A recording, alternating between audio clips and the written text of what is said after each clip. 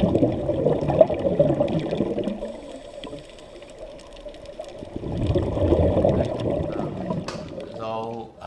again, new hairstyle. Okay, today we are going to talk about the fundamental of buoyancy control. Buoyancy control is the first thing you learn in your open water diver course, and then you're working on it almost the whole diving journey that you have. Okay, so I separate this into 4 stages. The first one is to sink, the second one is to stop sinking, okay, to be neutrally buoyant, and the third one is to control, and the fourth one will be end of the dive. The first one is to sink. So you want to sink to the, into the underwater world. Your tank will sink you. Most of the tank in our place, tropical area, we use an aluminum tank. Aluminum tank is almost neutral, so it actually won't sink. It's almost neutral in the water. And your body, some of the body floats more, some of the body sink more. Your wetsuit certainly floats you. Okay, and then we use the weight system, the lead weight, anything that when you throw in the water, it sinks. It actually will sink you. Okay, now you successfully get into the underwater, and you don't want to continue sink to like 50 meters, 100 meters, isn't it? So you use a BCD. See, this is you, this is your fin. You have a tank behind, and you wear a BCD, a jacket. Okay, you feel the air into the jacket. It stops you from sinking furthermore. You don't want to fill in more, because if you fill in more, it floats you back. Unless you're on the surface, you want to inflate your BCD until you're floating. The rest of the time, you just want to stop sinking. Okay, not float.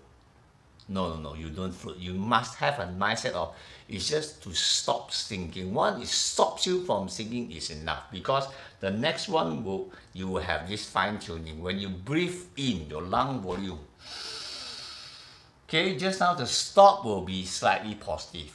And then when you breathe out, okay, just now the stop will be slightly negative. So the neutral buoyancy, when you go to a fine tuning stage, you will be going up and down a little bit. Okay, so don't breathe in and breathe out too much unless you want to go up or you want to go down. Okay, and also the response is a bit delayed. When you breathe in, it takes about 1 or 2 seconds, then only you will float a little bit more. When you breathe out, you wait about 1 or 2, maybe 3 seconds, then only you will sink. If you breathe, okay, sometimes it floats even more because you are holding a lot of air in your lung. Okay, so don't like you breathe in and you are not floating, then you put air into the BCD, because then it actually floats you and bring you to the surface. Okay, well, spend most of the time to get the real feelings of this buoyancy control. Is actually to get a good timings on the response times on how to float and sink timely to your maneuver of your lung volume. How much air that you take into the lung, how much air that you keep in the lung. Okay. Then the last one will be the end of the dive. A lot of people, everything is fine, and then towards the end of the dive, they suddenly floats out, and they do not know why, because they say, I have a neutral buoyancy, and I didn't really ascend a lot because my dive is about maybe 7 meter, 8 meter. Okay, maybe there's 2 things that you want to consider.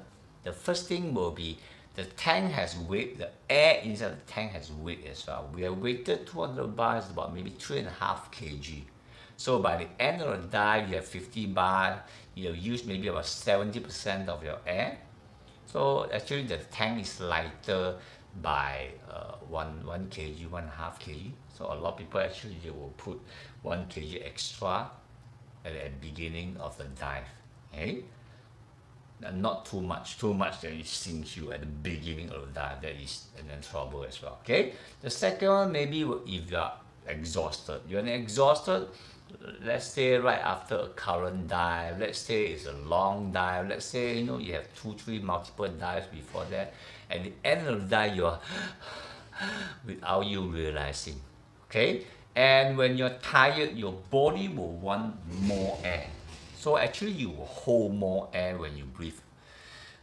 at the end of that when you relax, okay, and you're not kicking, or maybe you're kicking yourself out as well.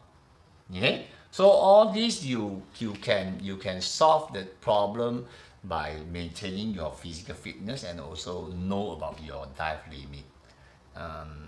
Not too strenuous situations in diving, because at the end of the day you can understand all the theories, but you may not be able of doing that because you're exhausted, you're tired.